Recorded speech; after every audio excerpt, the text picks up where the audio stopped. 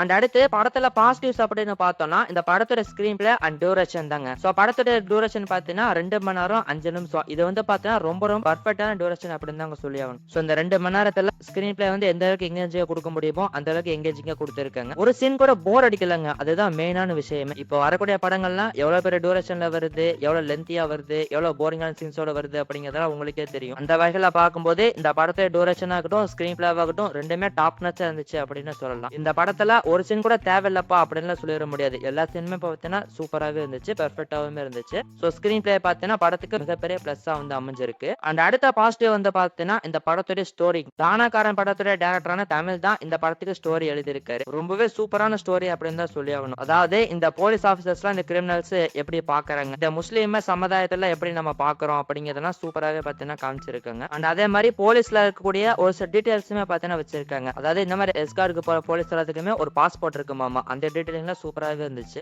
So overall பார்க்கும்போது இந்த படத்தோட கதைக்களமே பார்த்தீங்கன்னா சூப்பரா இருந்துச்சு அப்படின்னு சொல்லலாங்க.